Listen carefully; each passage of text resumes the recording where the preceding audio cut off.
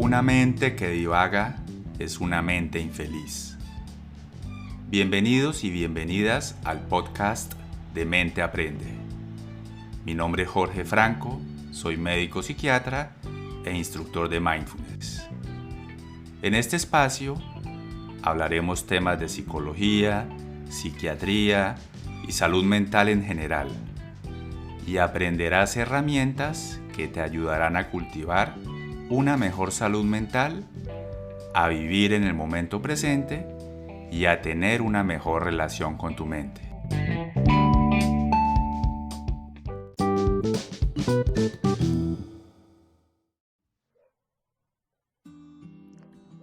Hola, hoy les voy a hablar del estrés. ¿Qué es el estrés? ¿Cuándo el estrés comienza a convertirse en un problema? ¿Cuáles son los factores que contribuyen a que se convierta en un problema? ¿Cómo identificarlo? ¿Y qué podemos hacer al respecto? Primero definamos qué es estrés. Estrés es una respuesta normal del cerebro, del organismo, frente a las situaciones de amenaza, de peligro, de cambio. Es una respuesta necesaria para la supervivencia. Como para que lo entiendan, les pido, recuerden una situación en la cual hayan tenido un susto muy grande. ¿Sí? Por ejemplo, que alguien los asustó o los cogió desprevenidos, o que estuvieron a punto de estrellarse o de caerse. Eso que ustedes sienten en ese momento, eso es estrés. Esa sensación que uno siente, que todo el cuerpo se pone frío, que siento ansiedad, que me tensiono, que se acelera el corazón, que siento que me falta el aire, eso es la respuesta normal de estrés. El cerebro tiene unos circuitos que son los que se encargan de regular esta respuesta al estrés. Y específicamente tiene un núcleo que se llama la amígdala cerebral. Para que entiendan el papel de la amígdala cerebral, imaginen el sensor de la alarma de un carro. Cuando ese sensor percibe un peligro, dispara la alarma. Lo mismo pasa en el cerebro. Cuando la amígdala cerebral percibe una situación de amenaza, de peligro, de rabia, eso se activa. El resto del cerebro, especialmente la parte frontal, es la que analiza, es la que interpreta qué es lo que está sucediendo. Cuando esta alarma se dispara, también hay una respuesta fisiológica, o sea, también se activa el sistema cardiovascular, respiratorio, gastrointestinal. Por eso es que se presentan tantos cambios físicos en ese momento de estrés. Y todo eso se activa pues para que los seres humanos afrontemos las diferentes situaciones de la vida o podamos protegernos del peligro. Hasta aquí estamos hablando de la respuesta normal, transitoria de estrés, que es necesaria para nuestra vida. Hay casos donde ya comienza a ser un problema. Hay casos donde esta respuesta comienza a ser exagerada, prolongada, repetida, y ahí es donde aparece el riesgo de enfermar. El estrés crónico, la respuesta no adaptativa frente al estrés, aumenta el riesgo de tener enfermedades como la depresión, los trastornos de ansiedad, la fibromialgia, colon irritable, dolor de cabeza por tensión muscular, bruxismo, fatiga crónica, hipertensión arterial, otras enfermedades cardiovasculares, etcétera, etcétera. Pues el estrés crónico ya comienza a producir inflamación, comienza a afectar el sistema inmune, y muchos de los genes que yo pueda tener o predisposiciones para tener ciertas enfermedades con el estrés crónico se van despertando. ¿Por qué sucede esto? En muchas personas tiene un componente genético.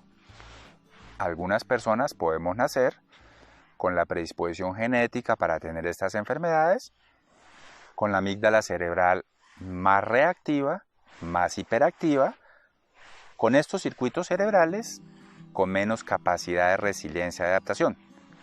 Esa es una de las causas principales.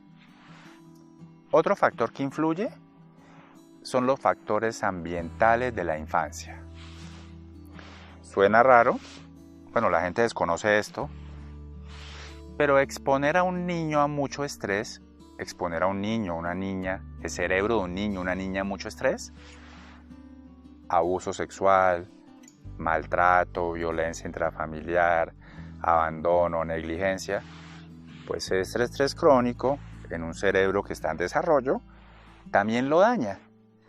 Y muchas veces este tipo de experiencias tempranas dejan daños permanentes en el cerebro que también aumentan el riesgo de tener muchas de las enfermedades que mencioné. Entonces, genética, factores ambientales de la infancia. Voy a mencionar ahora uno de los principales, factores ambientales de la vida adulta y principalmente mis hábitos y mi estilo de vida. Así yo no tenga la predisposición genética, cualquier persona que sea sedentaria o que tenga un consumo alto de alcohol, consumos de sustancias psicoactivas, consumo alto de azúcares, que tenga problemas metabólicos, sobrepeso, obesidad, diabetes, cualquier persona que se ponga a trabajar 12, 14 horas diarias, no descansando, dejando su autocuidado, cualquier persona que tenga horarios irregulares, que duerma mal durante mucho tiempo, todo eso, pues a largo plazo, también va dañando estos circuitos, también va dañando la capacidad de estos circuitos de adaptarse al estrés y tarde o temprano comienza a aparecer la enfermedad. Si yo tengo la predisposición genética, probablemente me va a aparecer más temprano, o incluso así me cuide, si la genética es muy fuerte me va a aparecer más temprano, pero en los casos donde yo no tengo la predisposición genética, si tengo este tipo de factores ambientales, de hábitos, pues tarde o temprano van a aparecer estas enfermedades. Otro factor que influye significativamente en este tema son los factores psicológicos. O por decirlo de esta manera, ¿cómo lidio yo con el estrés? ¿Qué tan consciente soy del estrés del día a día? ¿Qué mecanismos tengo para compensar con este estrés? Hay mecanismos sanos y hay mecanismos que no solamente no son sanos, sino que a largo plazo comienzan a empeorar la enfermedad. Mecanismos sanos para compensar esta balanza del estrés y para apagar la hiperactividad de estos circuitos: el deporte, la meditación, incorporar en la vida prácticas como el mindfulness, en general, tener muy buenos hábitos y muy buen estilo de vida.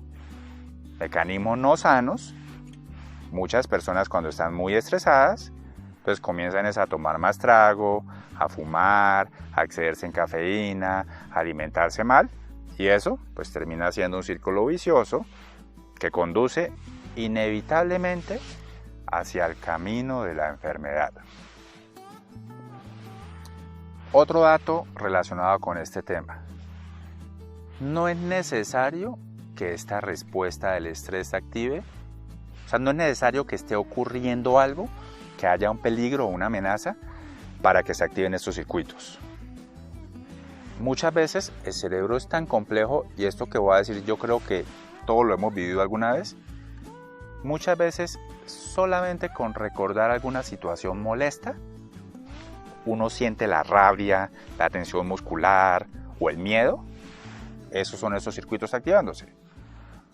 O muchas veces no ha ocurrido aún nada y uno se anticipa, así como me va a ir mal, no voy a poder, qué irá a pasar, y aparece la ansiedad, todas estas sensaciones físicas, eso es la respuesta de estrés activándose simplemente por mi imaginación o por recordar eventos del pasado.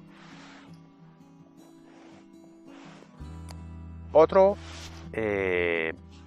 concepto muy importante en cuanto al estrés, y aquí también ustedes comienzan a entender qué pueden hacer para mejorar esto, es una cosa es vivir el estrés en piloto automático, que es como yo lo vivo la mayor parte del tiempo, y otra cosa es vivir el estrés de manera consciente o brindarle al estrés el cuidado que necesita. Les voy a dar un ejemplo del estrés en piloto automático.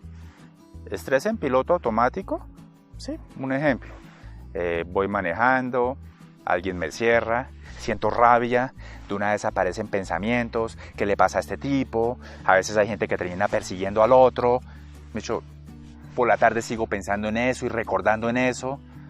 O sea, ya pudo haber pasado el evento, sí, pero como vivo en piloto automático, ahí siguen mis pensamientos y mis conductas, manteniendo y alimentando esta respuesta.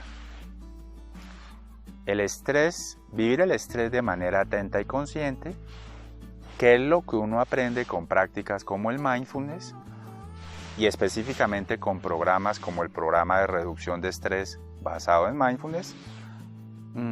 Son personas que cuando aparece el estrés, llámese ansiedad, miedo, rabia, preocupación, aprenden a reconocer lo que está pasando, aprenden a ser conscientes del momento presente, no solamente de lo externo, sino de lo interno, de los pensamientos, las emociones, las sensaciones.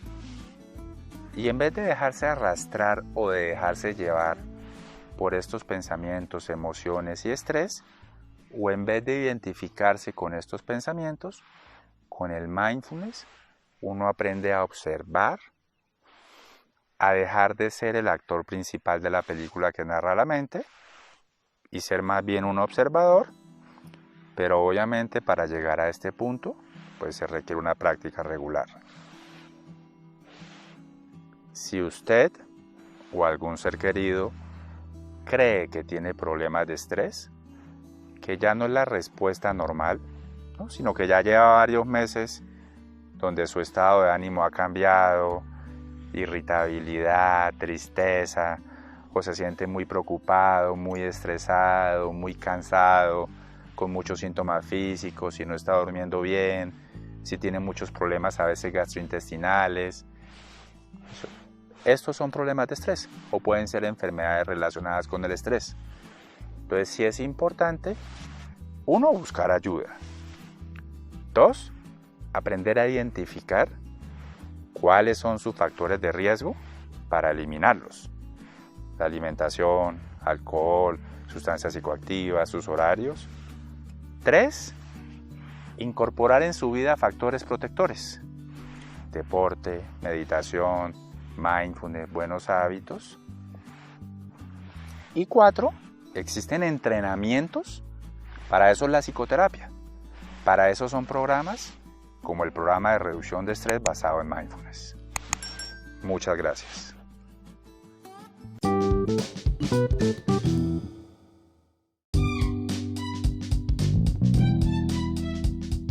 Gracias por acompañarnos. Te esperamos en el próximo episodio. Si deseas más información sobre Mente Aprende, sus cursos y servicios, te invitamos a visitar nuestra página www.menteaprende.com y a seguir nuestras redes, Instagram, Facebook y YouTube, en donde nos encuentras como Mente Aprende y en TikTok como Jorge Franco Psiquiatra. Hasta la próxima.